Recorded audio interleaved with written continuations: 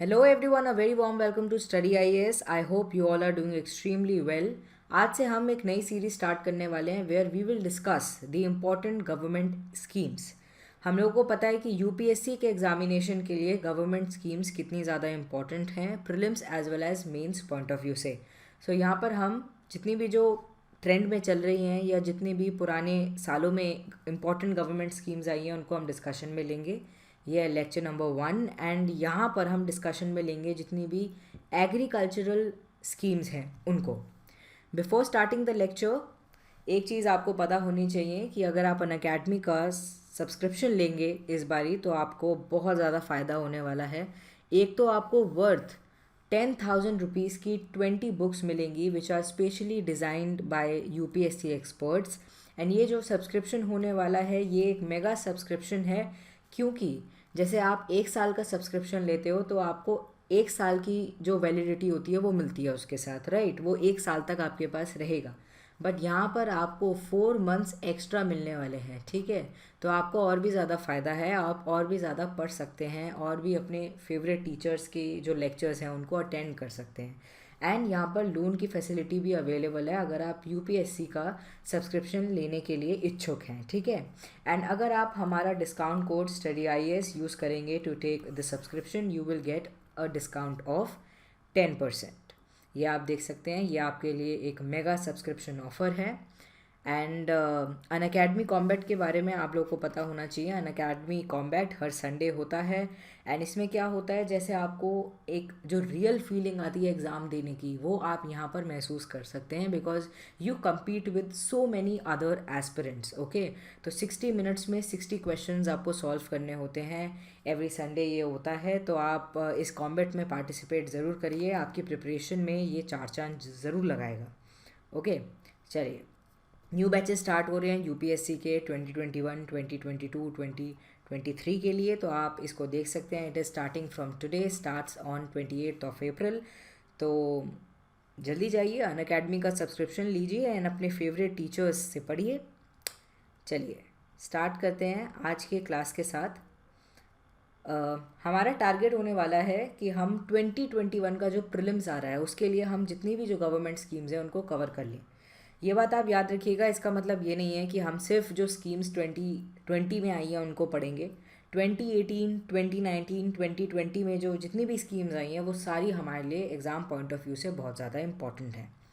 तो स्टार्ट करने से पहले आपको लोगों को पता होना चाहिए कि central sector scheme and centrally sponsored scheme में क्या डिफरेंस होता है। देखिए बहुत सिंपल सा डिफरेंस है, थोड़ा नाम से ही आप लोग देख सकते हैं कि सेंट्रल सेक्टर स्कीम का मतलब ये है कि it is 100% funded by the union government, ठीक है? सेंट्रल गवर्नमेंट ने इसको 100% फंड दिया है। एंड ज़्यादातर ये देखा जाता है कि जितने भी जो यूनियन लिस्ट के जो सब्जेक्ट्स हैं, ठीक है, जो 100 सब्जेक्ट्स हैं उनके ऊपर ये स्कीम्स बनाई जाती हैं। Okay, whereas when we talk about the centrally sponsored scheme, इसमें क्या होता है, सेंटर की भी भागीदारी होती है एज वेल एज स्टेट की भी होती है, but it is implemented by the state government, ठीक है? तो ये चीज़ एक सिंपल सा डिफरेंस है, पर आप लोगों को ये चीज़ पता होनी चाहिए। आप लोगों के लिए क्वेश्चन है, आप नीचे कमेंट बॉक्स में लिख के बताइएगा कि ये जो लिस्ट होती हैं, यूनियन लिस्ट के अंदर हमारे 100 सब्जेक्ट हैं, स्टेट लिस्ट के अंदर 61 सब्जेक्ट हैं, कॉन्करेंट के अंदर 52 हैं, ये लिस्ट कॉन्स्टिट्यूशन के कौन से शेड्यूल के अंदर आती हैं। ओके, ये आप देख सकते हैं, यही मेजर डिफरेंस था इन दोनों के बीच में। ये कुछ वोकैबलरी आपको और भी ज़्यादा आसान कर देगी समझने में कि कौन सी स्कीम क्या है। अब क्या है कि अगर आपने प्रीलिम्स के क्वेश्चंस अच्छे से एनालाइज करे होंगे तो आप लोगों को पता होगा कि स्कीम से रिलेटेड काफ़ी सारे क्वेश्चंस आ जाते हैं। कई बार ऐसा होता है कि कोई स्कीम हमने नहीं पढ़ी है या उसके बारे में हमें याद नहीं है, क्योंकि बहुत सारी स्कीम्स होती हैं, तो भी आप नेम से काफ़ी चीज़ें समझ सकते हो। सपोज़ अगर कोई भी चीज़ में विकास आ रहा है, ठीक है, विकास का मतलब क्या है, डेवलपमेंट, तो यानी वो कुछ ना कुछ डेवलपमेंट से रिलेटेड है। अगर खेत आ रहा है उसमें यानी वो एग्रीकल्चर से रिलेटेड है, ठीक है। कल्याण के बारे में बात कर रही है तो वो वेलफेयर ऑफ द पीपल के बारे में बात कर रही है, ठीक है। एंड बेटी लाडली, ठीक है, ऐसे अगर जो वर्ड्स यूज़ करे गए हैं मतलब वो गर्ल चाइल्ड के लिए आ रहा है, बाल शिशु किसी चाइल्ड के लिए आ रहा है, ठीक है। तो ये जो वोकैबलरी होती है ये आप एक बार ही देख लीजिएगा। आपको अगर किसी वर्ड का मीनिंग नहीं पता है तो आपको पता चल जाएगा। ऑल्सो प्रीलिम्स के लिए आपके लिए बहुत आसानी हो जाएगी समझने में कि कौन सी स्कीम है, किससे रिलेटेड है और क्या क्या चीज़ें इसमें प्रोविजंस हो सकते हैं। चलिए स्टार्ट करते हैं अपनी पहली स्कीम के साथ, which is very famous scheme, प्रधानमंत्री किसान Samman Nidhi. Ministry of agriculture and farmers welfare के अंडर ये आती है। ये एक ऐसी टाइप की स्कीम है, ये एक सेंट्रल सेक्टर स्कीम है, यानी 100% it is funded by the centre government. ठीक है, इसमें क्या है, direct income support of 6,000 farmers के लिए एक्सटेंड किया गया है, जिससे जो भी वो फार्म इनपुट्स लगाते हैं, ठीक है, ड्यूरिंग दी क्रॉप सीजन, जितना भी क्रॉप उगाने में वो इनपुट्स लगाते हैं उसमें उनको फ़ायदा हो सके। ठीक है, अब आपको एक चीज़ याद रखनी है कि it is eligible for all the land holders farmers. ठीक है, एक्सेप्शंस हैं इसमें, बट ऐसा नहीं है कि सिर्फ 2 हेक्टेयर तक की आपके पास होना चाहिए तभी आप इसके लिए एलिजिबल हो। सारे जितने भी स्मॉल एंड मार्जिनल फार्मर्स जो हैं वो इसके लिए एलिजिबल हैं।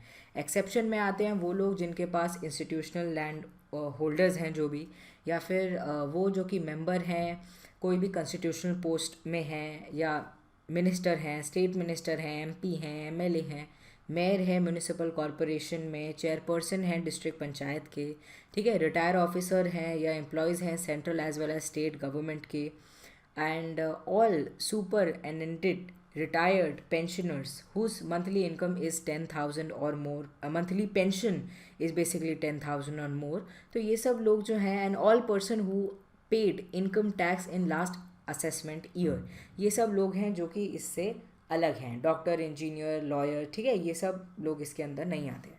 अब ये जो अमाउंट है 6,000 का, ठीक है, ये आपको 3 इंस्टॉलमेंट में मिल सकता है of 2,000 each. Okay, and it will be transfer directly to your bank account, सीधा आपके बैंक अकाउंट के अंदर via direct benefit transfer DBT, ये आपके पास आ जाएगा। The program would made effective retrospectively from December 1, 2018। Retrospectively का मतलब है एक पीछे की एक डेट, उससे बाद से ये स्टार्ट हो गई है। Okay, state government and UT administration will identify the beneficiaries, वो देखेंगे कि ये मार्जिनल फार्मर्स जो हैं, ये स्मॉल फार्मर्स जो है, ये बेनिफिशरीज़ हैं, उनको ये जो स्कीम है इसकी मदद से उनको बहुत ज़्यादा फ़ायदा हो सकता है, तो ये बेनिफिशरीज़ हैं, इन तक फ़ायदा पहुंचना चाहिए। The cash transfer is not linked to the land size. ठीक है, ये चीज़ बहुत ज़्यादा इंपॉर्टेंट है, बार बार मैं रिपीट कर रही हूँ, क्योंकि काफ़ी सारी स्कीम्स ऐसी हैं जिनमें कोई ना कोई लिमिट होती है, लैंड साइज़ की लिमिट होती है, ठीक है, जैसे 2 हेक्टेयर की बना दी, इसमें ऐसा नहीं है, ये सारे स्मॉल एंड मार्जिनल फार्मर्स के लिए है, बट इसमें कुछ एक्सेप्शंस हैं। जो लोग काफ़ी प्रिविलेज्ड हैं, जो कि अच्छे पोस्ट पर हैं, उनको इसकी ज़रूरत नहीं है, उनके पास भी लैंड हो सकता है, but they are not the beneficiaries. Okay, hence it become an income supplement to land owning households. However, it has left the landless tenants out of its scope. ठीक है, वो इसके अंदर नहीं आते हैं। ये हो गई आपकी पहली स्कीम। अब बात करते हैं दूसरी स्कीम के बारे में, दैट इज़ प्रधानमंत्री फसल बीमा योजना। अभी हमने वोकैबलरी देखी थी, वोकैबलरी से हमें समझ आ गया था कि कौन सी स्कीम किससे रिलेटेड है। यहाँ पर आप देखिए, फसल, फसल यानी क्रॉप, बीमा, बीमा आपने देखा होगा, आप LIC का ऐड भी देखते होंगे टीवी के अंदर, ठीक है, बीमा मतलब इंश्योरेंस। तो एक ऐसी टाइप की स्कीम है, ये एक क्रॉप इंश्योरेंस स्कीम है, ठीक है, जो कि कवरेज करेगी जितने भी क्रॉप लॉसेस हो जाते हैं, फार्मर्स जिनकी वजह से बहुत ज़्यादा परेशान हो जाते हैं। आप लोगों ने न्यूज़ में भी पढ़ा होगा कि ऐसा देखा जाता है कि जब भी कहीं पे फ्लड ज़्यादा आ जाते हैं या ड्रॉट की कंडीशन ज़्यादा हो जाती है, तो वहाँ पर क्या हो जाती हैं, हमें फार्मर सुसाइड ज़्यादा देखने को मिलती हैं, ठीक है, क्योंकि वो बहुत ज़्यादा होपलेस हो जाते हैं कि पूरा साल वो इस क्रॉप के इंतज़ार में रहे और अब ऐसी कंडीशन आ गई है कि वो उसको उगा नहीं पा रहे। तो जो क्रॉप लॉसेज हैं, ये फार्मर्स की लाइफ को डायरेक्टली इम्पैक्ट करते हैं। इस चीज़ को कम करने के लिए, जितना भी जो लॉस है इसको कम करने के लिए ऐसी स्कीम्स आती हैं, दैट इज़ प्रधानमंत्री फसल बीमा योजना। It is compulsory for farmers availing crop loan for notified crops in notified area। ठीक है, जिन्होंने क्रॉप लोन लिया है उनके लिए कंपलसरी है, और जिन्होंने लोन नहीं लिया है उनके लिए ये वॉलंटरली है। ओके, इसमें premium rate, there is no capping in premium and 1 premium rate on pan India basis. ठीक है, सेम ही है हर जगह पर। 1.5% है रबी के लिए, खारिफ के लिए है 2%, and horticulture and commercial crop के लिए है 5%। हॉर्टिकल्चर मतलब फ्रूट्स एंड वेजिटेबल्स के लिए। Okay, now there is no upper limit on the government subsidy. The difference between premium and insurance charges paid by the farmers. Okay, now losses covered इसमें क्या क्या आएंगे, नॉन प्रिवेंटेबल रिस्क, जैसे कोई natural fire लग गई, कहीं पे स्ट्रॉम आ गया, आंधी तूफान आ गया, हिल स्ट्रॉम आ गया, साइक्लोन आ गया, या इनंडेशन हो गया, इनंडेशन मतलब फ्लड लाइक सिचुएशन फॉर्म हो गई है, has also been included as a localised calamity. अब अगर आप कोई भी टेस्ट सीरीज़ लगा रहे होंगे, ये जितनी भी स्कीम्स आती हैं या पर्टिकुलरली ये स्कीम के बारे में कोई क्वेश्चन आता है, तो इस पॉइंट के ऊपर क्वेश्चन आता है कि पोस्ट हार्वेस्ट जो लॉसेस होते हैं, ठीक है, हार्वेस्ट करने के बाद जो भी अगर कोई लॉस फार्मर को देखना पड़ रहा है, क्या वो इसमें इंक्लूडेड है? यस, वो भी इसमें कवर्ड है। तो ये चीज़ आप याद रखना, ये स्टार पॉइंट है इस स्कीम के बारे में। A cluster approach will be adopted under which a group of district will with variable risk profile will be allotted to an insurance company. यहाँ पर आपको एक और चीज़ याद रखनी है कि रिमोट सेंसिंग टेक्नोलॉजी का यूज़ किया जा रहा है, स्मार्टफोन्स का यूज़ किया जा रहा है एंड ड्रोन का यूज़ किया जा रहा है, ठीक है। पिछले प्रीलिम्स के अगर आप क्वेश्चन एनालाइज करेंगे, ड्रोन के ऊपर बहुत ज़्यादा क्वेश्चन आते हैं कि ड्रोन की ऐसी टेक्नोलॉजी है जिसके जो स्कोप है वो दिन पे दिन बढ़ती चली जा रही है। कभी कोई चीज़ यूज़ करी जा रही है, कभी ड्रोन से क्या किया जा रहा है कि एयर से ही सीडलिंग करी जा रही है, ठीक है, या ड्रोन से क्या किया जा रहा है, कोई चीज़ की छिड़काव हो रही है या सर्विलियंस रखी जा रही है, ठीक है। तो यहाँ पे क्या किया जा रहा है, क्रॉप लॉसेस जो है उनका एस्टिमेशन लगाया जा रहा है वाया ड्रोन्स, ठीक है। ड्रोन्स की मदद से आप ऊपर से ही देख सकते हो कि अच्छा ये क्रॉप है, ये कंडीशन इसकी हो रही है, मतलब इनको सही में इस पर्टिकुलर स्कीम की ज़रूरत है। ओके, चलिए, ये आपके लिए एक टेबल है, इसकी मदद से आप काफ़ी चीज़ें समझ पाएंगे। ये आप देख रहे हैं, एक डिफरेंस दिखाया गया है, ये है नेशनल एग्रीकल्चरल इंश्योरेंस स्कीम। ये इसका जो मॉडिफाइड वर्जन आया था, modified national agricultural insurance scheme, और ये अभी प्रधानमंत्री फसल बीमा योजना। इनके बीच में क्या डिफरेंस है ये आप देख सकते हैं। ये दोनों स्कीम्स बहुत ज़्यादा इंपॉर्टेंट नहीं है, बट आपको फिर भी एक अंदाज़ा होना चाहिए कि कितनी ज़्यादा इम्प्रूवमेंट आई है, हम इस स्कीम को क्यों लेकर आए हैं, जब पहले से ही हमारे पास एक इंश्योरेंस स्कीम थी। इसलिए लेकर आए हैं क्योंकि ये ज़्यादा इम्प्रूव्ड वर्जन है, यहाँ पे प्रीमियम रेट बहुत ज़्यादा लो हैं, ठीक है, एंड 1 सीज़न 1 प्रीमियम ऐसा इसके अंदर प्रोविज़न है। इंश्योरेंस अमाउंट कवर इसके अंदर फुल है, hello storm, landslide, flood like condition सबको ये देख रहा है। कोस्टल एरियाज़ के अंदर साइक्लोनिक अगर रेन आती है या सीजनल रेन भी अगर आती है, उसकी भी अगर कोई लॉसेस फॉर्म हो रहा है उसको ये देखेगा। एंड टेक्नोलॉजी का यूज़ यहाँ पर मैंडेटरी है, जैसे ड्रोन हो गए, ठीक है, रिमोट सेंसिंग हो गई, दैट इज़ मैंडेटरी। चलिए बात करते हैं अपनी तीसरी स्कीम के बारे में, दैट इज़ प्रधानमंत्री किसान मान धन योजना। ये एक नई सेंट्रल सेक्टर स्कीम है, पेंशन स्कीम है for only small and marginal farmers जिनके पास जो लैंड है it is less than 10 hectare, ठीक है। इसलिए मैं कह रही थी कि ये चीज़ को आपको याद रखना है कि ये सारे फार्मर्स के लिए है या कुछ एक्सेप्शन है। जैसे यहाँ पर एक्सेप्शन है कि who own less than 2 hectare of land, ठीक है। वेयर एज यहाँ पे हमने लिखा भी हुआ है कि प्रधानमंत्री किसान is for all the farmers. Okay, तो ये चीज़ आप याद रखना। प्रधानमंत्री किसान मानधन योजना के अंदर ये है कि 2 हेक्टेयर से कम की अगर आपके पास लैंड है एंड आप एक स्मॉल एंड मार्जिनल फार्मर हैं तो आपको इसका जो बेनिफिट है वो मिल सकता है। इस स्कीम के अंदर आपको मिनिमम फिक्स्ड मंथली पेंशन मिलेगी 3,000 रुपयों की, ठीक है, 3,000 रुपीज़ आपको मिलेंगे, provided to the eligible small and marginal farmers जो कि अटेन कर लेते हैं 60 ईयर्स ऑफ एज, ठीक है। 18 से 40 साल की उम्र के बीच में आप इस स्कीम के अंदर आ सकते हैं। Beneficiary is required to make a monthly contribution of between 55 to 200 rupees, ठीक है, 55 रुपये से 200 रुपये के बीच में आप अपने पेंशन फंड में डाल सकते हैं, depending on the age of entry into the scheme, and आपका जैसे जैसे है वो मल्टीप्लाई होता चला जाएगा। The central government will contribute equally का मतलब ये है 1:1 का रेशो रहने वाला है। जैसे 55 रुपये अगर कोई फार्मर डाल रहे हैं तो 55 रुपये वहीं से सेंट्रल गवर्नमेंट भी डाल रही है। The pension fund is manage by the life insurance company that is LIC। Farmers can also allow contribution to be made directly from the benefit drawn from प्रधान मंत्री किसान स्कीम, ओके। एंड जो beneficiary हैं वो exit भी कर सकते हैं scheme से वॉलंटरली और ऑन फेलियर ऑफ कंट्रीब्यूशन और ऑन डिमाइस, ठीक है, कि वो कंट्रीब्यूट नहीं कर पा रहे या उनका डिमाइस हो गया, इस कंडीशन में वो बाहर निकल सकते हैं। वॉलंटरली अगर वो चाहते हैं तो वो इस स्कीम से बाहर निकल सकते हैं।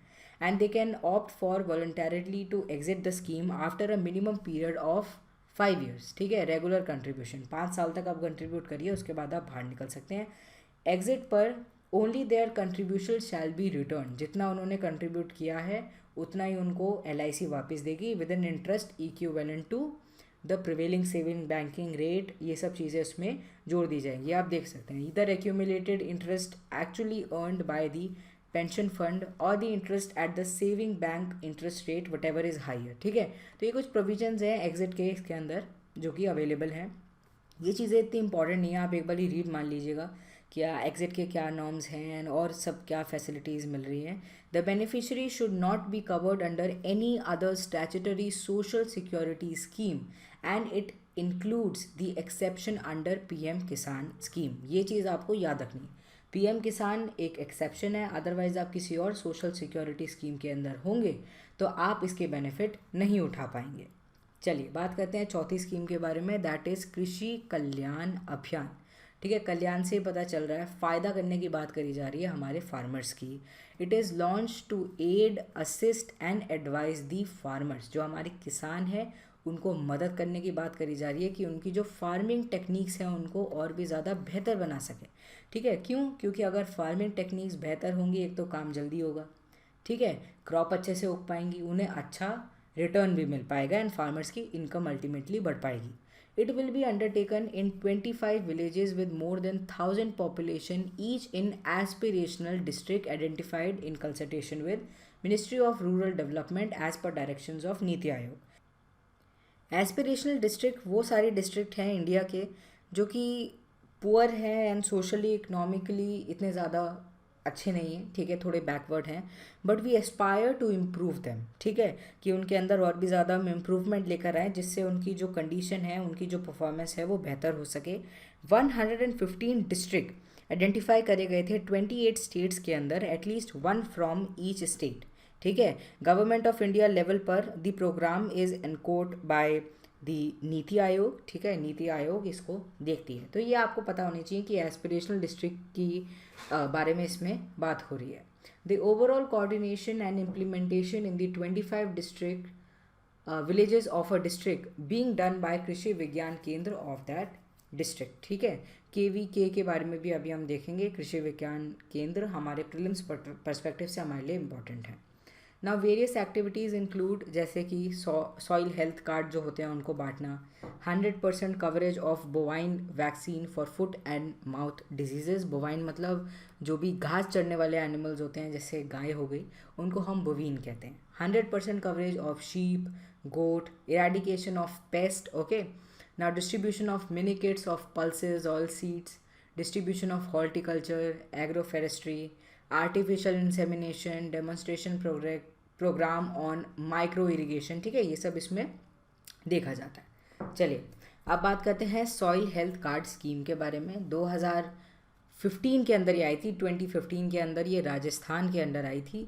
The card informs farmer about the nutrient status of the soil along with the recommendation on appropriate dosages of nutrient to improve the soil health and fertility. पहले क्या होता था, फार्मर्स जो होते थे उनको इतनी ज़्यादा नॉलेज नहीं होती थी, तो वो सॉइल को समझते थे कि अच्छा ये सॉइल अच्छी परफॉर्म नहीं कर रही है तो इसमें यूरिया ज़्यादा डाल देते हैं। इसलिए क्या होता था, जो NPK का जो प्रपोर्शन रहना चाहिए वो ज़्यादातर बड़ा हुआ दिखता था और सॉइल इतना अच्छा परफॉर्म नहीं करती थी। अब सॉइल हेल्थ कार्ड में क्या हो गया है, इन कार्ड से इनको पता चल जाता है nutrient status of the soil, कि उनका क्या न्यूट्रिएंट स्टेटस है, उन्होंने किस चीज़ की ज़रूरत है। The card will be issued once in every 3 years to a farm so that nutrient deficiency can be regularly detected and improved। ठीक है, कि आप रेगुलर बेसिस पर देख सकें और उसको इम्प्रूव कर सकें। The government has updated the funding pattern for soil health card scheme implemented by ministry of agriculture under national mission for sustainable agriculture. ये चीज़ आपको पता होनी चाहिए कि it is implemented by the Ministry of Agriculture under National Mission for Sustainable Agriculture। Fund sharing pattern इसमें 90-10 है north eastern and Himalayan states के लिए, बट 60-40 है जो कि और अदर स्टेट्स हैं उनके लिए। Okay, 60 by the centre and 40 by the states. Okay, अब बात करते हैं एक बहुत ही ज़्यादा इंपॉर्टेंट स्कीम के बारे में, that is national bamboo mission. कैसी टाइप की स्कीम है ये एक सेंट्रली स्पॉन्सर्ड स्कीम है एंड इसलिए आई है जिससे सप्लीमेंट कर सकें फार्मर्स की इनकम को with the development of complete value chain of bamboo sector. ठीक है, बॉम्बे सेक्टर हमारे देश के लिए बहुत ज़्यादा इम्पॉर्टेंट है। बैम्बू को हम ऑफनली ग्रीन गोल्ड भी कहते हैं। ठीक है, तो ये चीज़ आपको पता होनी चाहिए। यहाँ पर आप देख रहे हैं इस नेशनल बैम्बू मिशन का ये एक न्यू लोगो है। ये थोड़ा लेट आया था। इस लोगो के अंदर आपको क्या दिख रहा है? ये आपको अंदर दिख रहा है शुगर केन। ठीक है, यहाँ पर ये जो आपको चेन दिख रही है लोगों की, दीज आर फार्मर्स जो कि कलेक्टिवली एक साथ ये दृढ़ निश्चय ले रहे हैं कि वो बैम्बू सेक्टर को और भी ज़्यादा बढ़ाएंगे। ठीक है, यहाँ पर आप देख रहे हैं ये आधा है व्हील, ये सिग्निफाई करता है हमारी इंडस्ट्रीज़ को। Okay, so this is about the logo of national bamboo mission. 2018 and 2019 के अंदर ये स्कीम आई थी। इसका ऑब्जेक्टिव है कि ये इंक्रीज़ कर सके एरिया को under bamboo plantation in non forest government and private land. ठीक है, इम्प्रूव कर सके पोस्ट हार्वेस्ट मैनेजमेंट को, स्टैब्लिश कर सके इनोवेटिव प्राइमरी प्रोसेसिंग यूनिट्स को, एंड जो मार्केट में इंफ्रास्ट्रक्चर है उसको और भी ज़्यादा डेवलप कर सके। ठीक है, R&D को लेकर आ सके, एंड बिजनेस मॉडल्स को MSME लेवल पर जो हैं या एंटरप्रेन्योरशिप को और भी ज़्यादा बढ़ावा दे सकें, रेज्यूविनेट कर सकें हमारी बैम्बू इंडस्ट्री को, प्रमोट कर सकें स्किल डेवलपमेंट कैपेसिटी बिल्डिंग को। ओके, एंड रीअलाइन कर सकें efforts so as to reduce the dependency on import of bamboo. ठीक है, कि हम इम्पोर्ट नहीं करें, हमारी प्रोडक्टिविटी बैम्बू की ज़्यादा हो। ठीक है, तो बैम्बू आपके लिए बहुत ज़्यादा इम्पोर्टेंट है। एक बात आपको याद रखनी है, इंडियन फॉरेस्ट एक्ट 1927 का जो था उसको 2017 के अंदर अमेंड किया गया था, जिससे कि रिमूव कर सके हम बैम्बू को from the categories of trees. ठीक है, पहले वो ट्रीज़ के कैटेगरीज में आता था बट अब वो नहीं आता है।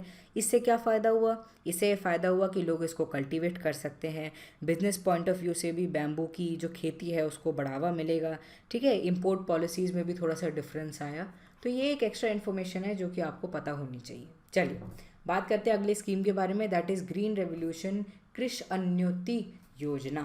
ये एक अम्ब्रेला स्कीम है जिसके अंदर 11 स्कीम्स और आती हैं which looks to develop the agriculture and allied sectors, जो भी उससे रिलेटेड सेक्टर्स हैं, in a holistic manner to increase the farmers income. अब इसके अंदर कौन कौन सी स्कीम्स आती हैं? National food security mission, mission for integrated development of horticulture, national mission for sustainable agriculture, sub mission on agricultural extension, seed and planting material, agricultural mechanization, plant protection, plant quarantine, integrated scheme on agriculture census, economics and statistics। ठीक है, तो ये सब schemes हैं जो कि इसके अंदर आती हैं। ऑल दी स्कीम्स मिशंस ये सब अलग से आए थे, एज सेपरेट स्कीम आए थे, बट बाद में इनको इंटीग्रेट कर दिया गया। In 2017 and 18, it has been decided to club all these schemes under an umbrella scheme जिसका नाम है ग्रीन रेवोल्यूशन कृषि उन्नति योजना। चलिए बात करते हैं अपनी 8th स्कीम के बारे में, दैट इज़ कृषि विज्ञान केंद्र। ठीक है, ये बेसिकली स्कीम नहीं है बट ये इम्पॉर्टेंट है आपके लिए। ये जो केंद्र होते हैं, आपको नाम से पता चल रहा है विज्ञान यानी एजुकेशन। ठीक है, एग्रीकल्चर से रिलेटेड जितनी भी जो एजुकेशन है उसको बढ़ावा मिले। ठीक है, एग्रीकल्चरल फील्ड के अंदर और भी ज़्यादा बेहतरी आए। ये जो KVK हैं ये इसलिए फॉर्म होते हैं, ICAR Indian council of agriculture research इसको लेकर आया है to provide various type of farm support. It is created to serve as a single window mechanism for addressing the technology needs of farmer. ठीक है, क्योंकि देखो जैसे जैसे टाइम आगे बढ़ रहा है, it is important for us to decrease the time and increase the usages of technology. तो यहाँ पर ये ही किया जा रहा है, एंड एक लिंकेज बनाया जा रहा है रिसर्चर्स, NGOs या जितने भी जो यूनियंस हैं, ठीक है, फार्मर्स हैं, इनके बीच में। ठीक है, जिससे जो प्रोडक्टिविटी है भी और भी ज़्यादा बढ़ जाए। ठीक है, तो ये चीज़ आपको पता होनी चाहिए। And KVK operate under the administrative control of state agricultural university और सेंट्रल इंस्टीट्यूट। चलिए बात करते हैं अगली स्कीम के बारे में, that is national program on use of space technology for agriculture. बहुत ही ज़्यादा इंटरेस्टिंग एंड इम्पॉर्टेंट स्कीम है। क्यों? क्योंकि space technology as well as agriculture को इंटीग्रेट करने की बात कर रही है। Okay, now it envisages integrated use of space and geospatial tools for mapping, कि आप मैपिंग कर सको, मॉनिटर कर सको, मैनेजमेंट देख सको एग्रीकल्चर की। Okay, current running programme will be subsumed under this, ये सारी जो प्रोग्राम्स हैं वो इसी के अंदर सबस्यूम कर दिए जाएंगे। फॉर एग्जांपल प्रोजेक्ट फसल जो कि क्रॉप फॉरकास्टिंग के लिए आई थी, प्रोजेक्ट नेडैम्स जो कि ड्रॉट असेसमेंट के लिए आई थी, प्रोजेक्ट चमन जिसको हम आगे भी डिस्कशन में लेंगे वो आई थी हॉर्टिकल्चर असेसमेंट के लिए, एंड प्रोजेक्ट किसान जो कि क्रॉप इंश्योरेंस के लिए आई थी। ठीक है, ये सब चीज़ें इसमें सबस्यूम कर दिए जाएंगी।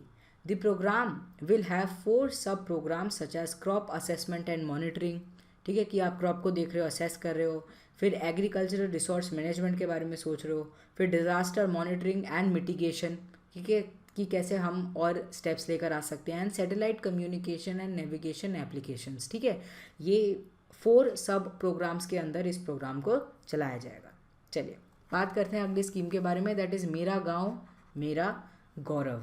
गौरव यानी something which we are proud of. Okay, the scheme envisages scientists to select villages, आप villages को select करो and provide information to the farmers on technical and other related aspect, ठीक है, कि कैसे उसे और भी ज़्यादा जिसे कहते हैं ना और भी ज़्यादा इम्प्रूव बनाया जा सकता है। It include scientist functioning at the various centre and institute of the ICAR and working with the state agricultural universities. ये ऑल्सो फंक्शन करेगी with the help of KVKs, जितने भी कृषि विज्ञान केंद्र हैं, and agricultural technology management agency के साथ रहकर ये with the help of these ये स्कीम जो है मेरा गांव मेरा गौरव ये विलेजेस के हित के लिए वर्क करेगी। नाउ अब बात करते हैं हर मेघ हर पेड़ के बारे में। हर मेघ हर पेड़, okay, under this scheme agro forestry is being promoted, agro forestry को बढ़ावा देने की बात करी जा रही है। Supplementing the farmers income, obviously अगर हम एग्रो फॉरेस्ट्री के अंदर बढ़ावा लेकर आएंगे तो क्या होगा, फार्मर्स की इनकम बढ़ेगी। रिस्क मैनेजमेंट और भी ज़्यादा बेहतर हो जाएगा, अगर कोई रिस्क आएगा तो उसको हम टैकल कर पाएंगे। क्लाइमेट रेजिलिएंट एग्रीकल्चर लेकर हम आ पाएंगे, ठीक है, ऐसा एग्रीकल्चर जो कि अगर क्लाइमेट में अगर कोई भी सिचुएशन ऐसी आ जाए जो कि अलग है हमारी जैसे हमने सोचा है कि अच्छा इतनी बारिश होने वाली है एंड सपोज इतनी बारिश नहीं हुई, फिर भी हम अपनी एग्रीकल्चर को उसके अकॉर्डिंग ढाल पाएंगे, ठीक है, एंड हमारी एग्रीकल्चर जो भी हमने क्रॉप उगाया है, ठीक है, जो भी हमने खेती करी है वो अच्छे से उग पाएगी। ठीक है, तो ये इसी के बारे में बात कर रहा है as an important component of integrated farming system. चलिए बात करते हैं अपनी एक बहुत ही ज़्यादा इंपॉर्टेंट स्कीम के बारे में विच इज़ प्रोजेक्ट चमन। चमन मतलब coordinated horticulture assessment and management using the Jio informatives. ठीक है, अब हॉर्टिकल्चर यानी फ्रूट्स एंड वेजिटेबल्स ये एक ऐसी प्रोजेक्ट है जो कि स्ट्रेटेजिक डेवलपमेंट प्रोवाइड करने वाली है हॉर्टिकल्चर सेक्टर को, जिससे फार्मर की इनकम इंक्रीज़ हो जाए। देखो एक चीज़ समझ ली होगी, अभी तक इतने सारी हमने स्कीम्स पढ़ ली हैं, बेसिक जो मोटिव होता है वो यही होता है कि हम फार्मर की इनकम को बढ़ा दें। ठीक है, फार्मर की इनकम बढ़ेगी यानी हमारी देश की इनकम बढ़ेगी, बिकॉज वी ऑल नो हमारे जो कंट्री है it is agriculture based. Okay, तो मेन हमारा मोटिव यही रहता है कि हमें फार्मर्स की इनकम बढ़ानी है, हर वे से बढ़ानी है, चाहे एग्रो फॉरेस्ट्री के बेसिस पर, हॉर्टिकल्चर के बेसिस पर। Okay, now this project is being implemented by national crop forecast centre which is MNCFC using remote sensing technology, इसमें भी टेक्नोलॉजी का यूज़ किया जाएगा। Geospatial studies like crop intensification, orchard rejuvenation, aqua horticulture, ठीक है, इन सबको किया जाएगा। ये सारी न्यू टेक्नोलॉजीज़ हैं, मॉडर्न टेक्नोलॉजीज़ हैं, preparing reliable estimate of crop production, कि हम अच्छा एक क्रॉप प्रोडक्शन वो एस्टिमेट कर सकें। अब बात करते हैं अगली स्कीम के बारे में, that is national initiative on climate resilient agriculture. Climate resilient agriculture का मतलब ऐसा एग्रीकल्चर जो कि क्लाइमेट को सह सके। ठीक है, सिंपल सी बात है। नाउ निकरा जो है ये एक मेजर प्रोजेक्ट है by Indian council of agricultural research, जो कि फार्मर्स को सेल्फ रिलायंट बनाने की बात कर रहा है। ठीक है, एंड एग्रीकल्चर को क्लाइमेट रेजिलिएंट बनाने की बात कर रहा है वाया टेक्नोलॉजीज़, एंड हम मैनेज कर सकें natural and man made resources को for sustaining agriculture in the era of climate change. हमें पता है इस समय क्लाइमेट चेंज का एरा है, हम एक तरह से पहले क्या था, पहले पता रहता था, नेचुरली पता था कि अच्छा ये हो रहा है, वेस्टर्न डिस्टर्बेंसेस की वजह से इतनी बारिश आएगी या ये कंडीशन फॉर्म हो रही है, ठीक है। तो इन चीज़ों की वजह से हम इजीली स्टिपुलेट कर पाते थे कि अच्छा बारिश अच्छी आएगी या ड्रॉट लाइक कंडीशन फॉर्म हो सकती हैं, ठीक है। बट अब क्या है, क्लाइमेट चेंज का ज़माना है, तो हमें काफ़ी सारी डिस्क्रिपेंसीज देखने को मिलती हैं। तो ऐसे ऐसे प्रोजेक्ट्स लाने की बात करी जा रही है कि जो एग्रीकल्चर है वो उस क्लाइमेट कंडीशंस को सह सके, ठीक है, उनको कोई प्रॉब्लम नहीं हो। इट हैज़ 3 मेजर ऑब्जेक्टिव्स, जैसे कि स्ट्रेटेजिक रिसर्च को लेकर आना, टेक्नोलॉजी को लेकर आना, ऑल्सो कैपेसिटी बिल्डिंग ऑफ हुम, ऑफ फार्मर्स, इसको बढ़ावा दिया जाएगा। चलिए बात करते हैं अपनी स्कीम के बारे में, दैट इज़ प्रधानमंत्री कृषि सिंचाई योजना। सिंचाई का मतलब इरिगेशन, ठीक है। जहाँ पर नेचुरल बारिश नहीं हो पाती, कोई बात नहीं, हमारे पास इरिगेशन की फैसिलिटी है, उससे भी हम अपनी एग्रीकल्चर को अच्छा बना सकते हैं, ठीक है। मेन ऑब्जेक्टिव हैं इसके कि इरिगेशन की कवरेज को बढ़ाएं, वाटर की एफिशिएंसी को हम बढ़ाएं, end to end solution on source creation, distribution, management, इसको देखें। Formulation by amalgamating ongoing schemes, जैसे कि एक्सेलरेटेड इरिगेशन बेनिफिट प्रोग्राम हो गया, ठीक है, जो कि ministry of water resource, river development and Ganga rejuvenation के अंदर आता है। Integrated watershed management program हो गया, ऑन फार्म वाटर मैनेजमेंट हो गया, ठीक है, ये सब। इम्प्लीमेंटेशन की बात करें, decentralised manner through state irrigation plan and district irrigation plan, okay. Micro irrigation fund भी बनाया जाएगा, setup with an initial corpus of 5000 crore, ठीक है, under the scheme with NABARD. NABARD will extend the loan to state government to mobilize the resources to achieve the annual target of about 2 million hectare a year during the remaining period of 14th Finance Commission. तो ये सब चीज़ें हैं इसकी. It would also supplement the efforts of per dropped more cropped complement of प्रधानमंत्री कृषि सिंचाई योजना. तो आपको बेसिकली ये चीज़ याद रखनी है कि प्रधानमंत्री कृषि सिंचाई योजना इसके लिए आई है कि इरिगेशन फैसिलिटीज़ को और भी ज़्यादा बेहतर बना जा सके. अब बात करते हैं राष्ट्रीय कृषि विकास योजना के बारे में. एक ऑनगोइंग सेंट्रली स्पॉन्सर्ड स्कीम है, 100% फंडेड है by central government, started from 11th 5-year plan period, ठीक है, and it is approved to continue the RKVY, that is remunerative approaches for agriculture and allied sector rejuvenation, ठीक है, 3 साल के लिए आई है. Now the scheme will incentivise the states in enhancing more allocation to agriculture, कि आप अपनी एग्रीकल्चर में जितना खर्चा कर रहे हैं उसको और भी ज़्यादा बढ़ाइए, to achieve the growth of 4%, okay. क्यों? क्योंकि अगर स्टेट्स का कंट्रीब्यूशन ज़्यादा होगा, एग्रीकल्चर भी और ज़्यादा बेहतरी कर पाएगा. It will provide considerable flexibility, autonomy to the states in planning and executing the programs for investment in agriculture and allied sector. The fund would be sharing 60-40 ratio, 60-40 centre and state का है, but north east and Himalayan states के लिए it is 90-10.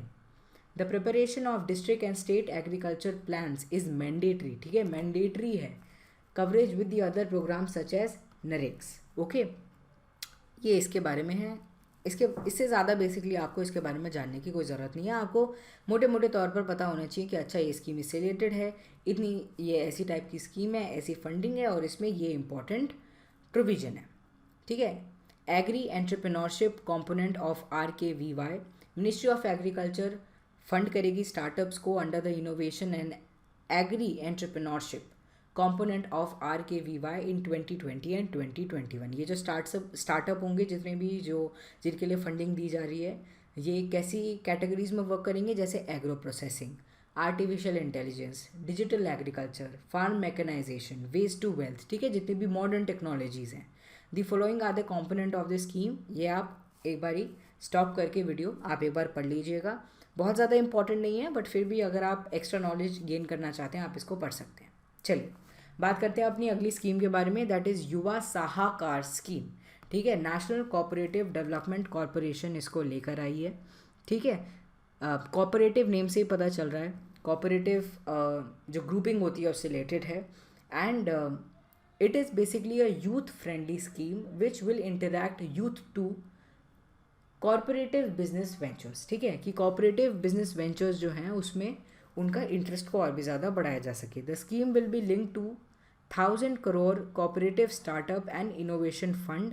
It will it has special incentive for cooperatives of northeastern region, aspirational district, ठीक है, ये सब है. Now all type of cooperative in operation for at least 1 year are eligible in this. NCDC के बारे में आपको कुछ चीज़ें पता होनी चाहिए कि एक स्टैट्यूटरी ऑर्गेनाइजेशन है, functioning as an apex financial and developmental institution, exclusively devoted to cooperative sector, ठीक है, कोऑपरेटिव सेक्टर्स के लिए ये डेडिकेटेड है. एंड इट सपोर्ट कोऑपरेटिव, ठीक है, डाइवर्स फील्ड में, जैसे एग्रीकल्चर की फील्ड की हम बात कर रहे हैं या एलाइड सेक्टर की हम बात कर रहे हैं, उनमें ये बढ़ावा देती है. ठीक है, अब साहाकार इससे रिलेटेड ये है साहाकार 22, ये भी एनसीडीसी लेकर आई थी, बट इसका मोटिव था to double the farmers income through providing new employment opportunities generated through cooperatives, कि कॉपरेटिव्स की मदद से क्या होगा और जो एम्प्लॉयमेंट अपॉर्चुनिटीज़ हैं उनको लेकर आया जाएगा और फार्मर्स की इनकम को बढ़ाया जाएगा. It focuses on strengthening the farmers' economic condition by augmenting their income and fast track the pace of development in the state, जिससे जो डेवलपमेंट है वो और भी ज़्यादा तेज़ी से हो सके. साहाकार प्रज्ञा ये भी है, ये एक ट्रेनिंग मॉड्यूल है, ठीक है, इसी सीरीज़ का पार्ट है. एनसीडीसी इसको लेकर आई है जिससे इंडियाज़ कोऑपरेटिव सोसाइटीज़ को हम बढ़ावा दे सके. ठीक है, आप अदर साहाकार इनिशिएटिव्स को भी देख सकते हैं, जैसे साहाकार मित्र, SIP या साहाकार कॉप ट्यूब एनसीडीसी चैनल, ठीक है, इसको आप एक बारी पढ़ सकते हैं. चलिए बात करते हैं इलेक्ट्रॉनिक नेशनल एग्रीकल्चर मार्केट के बारे में, दैट इज़ ENAM. ENAM पुराना है बट बहुत ज़्यादा इम्पॉर्टेंट है हमारे एग्ज़ाम पॉइंट ऑफ व्यू से. Pan India electronic trading portal बनाने की बात करी जा रही है, ठीक है, जो कि जितनी भी APMC मंडीज़ जो होती हैं उनको एक साथ, जिसे कहते हैं ना, उनको यूनिफाइड कर देगा, to create a unified national market for agricultural commodities. ठीक है, एक यूनिफाइड जगह बना दी है, ठीक है, एक इलेक्ट्रॉनिक ट्रेडिंग पोर्टल बना दिया है जिसके अंदर सारी APMC मंडीज़ को मिला दिया गया है. It is a virtual market but it is connected to a mandis at the back end and promote genuine price discovery. यहाँ पर इतनी सारी मंडीज़ एक साथ इंटीग्रेटेड हैं, आप जेन्युइन प्राइस डिस्कवरी यहाँ पर कर सकते हैं.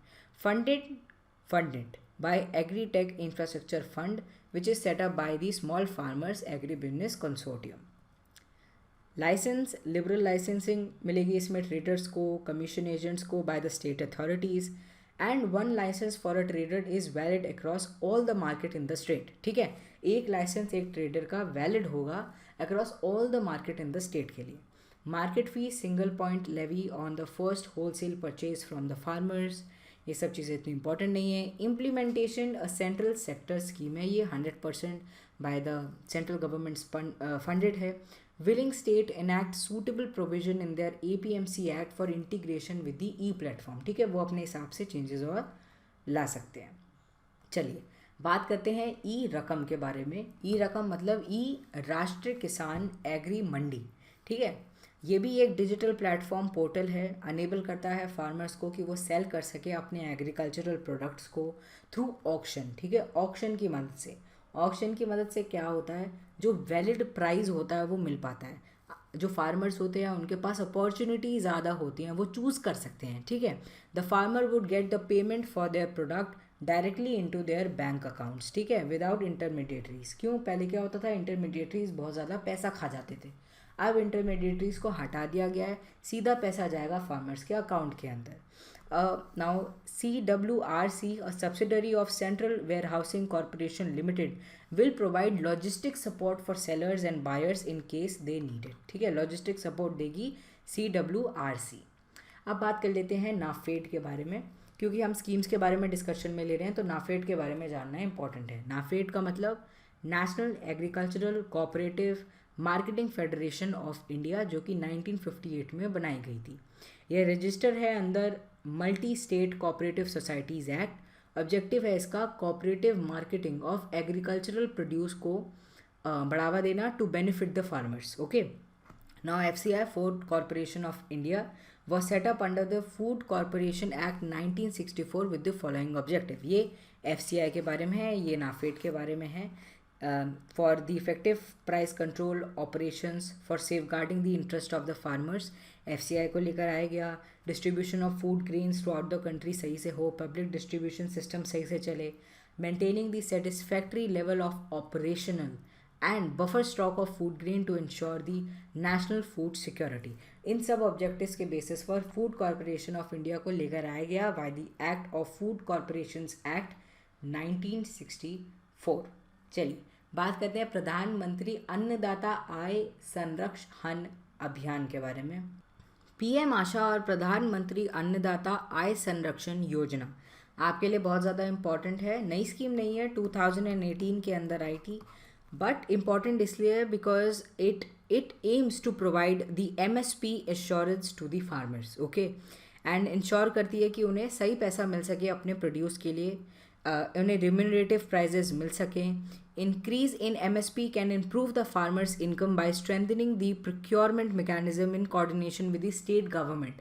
इसके ऊपर ये वर्क करती है, ठीक है। इसके अंदर 3 कंपोनेंट्स हैं, that is PSS price support scheme, PDPS that is price deficiency payment scheme, pilot of private procurement and stockist scheme, ठीक है। ये 3 इसके अंदर इंपॉर्टेंट कंपोनेंट हैं। पीएसएस इसलिए कि जो फिजिकल प्रोक्योरमेंट होता है पल्सेस का, ऑयल सीड का, कॉपरा का, वो सेंट्रल नोडल एजेंसीज जो हैं उनके द्वारा किया जा सके, ओके। नाउ जो पीडीपीएस है इसके अंदर ये है कि the centre proposes to cover oil seeds, ठीक है, जितनी भी सारी जो ऑयल सीड्स हैं उनको कवर करने की बात की जा रही है, for which the MSP is notified. The difference between MSP and actual selling model price will be directly paid into the farmer's bank account. अगर उसके अंदर कोई भी गैप होता है और ये देखने को मिलता है कि फार्मर्स का नुकसान हो रहा है तो क्या होगा, उसको डायरेक्टली फार्मर्स के बैंक अकाउंट के अंदर डाल दिया जाएगा। तो मतलब अगर कोई भी उनको नुकसान हो रहा है तो उसकी भी भरपाई की जाएगी। Farmers who sell their crop in recognised mandis within the notified period can benefit from it, ठीक है। Scheme does not involve any physical procurement of crop as farmers paid the difference between MSP, sale, nodal price और disposal in notified market. PPSS के अंदर ये है कि oil seed जो होंगे state will have the option to roll out PPSS in the select districts. इसका मतलब ये है कि जो प्राइवेट एजेंसीज हैं they will procure the oil seed in coordination with the government. Okay तो ये मोटे मोटे तौर पर आपको इस स्कीम के बारे में पता होना चाहिए।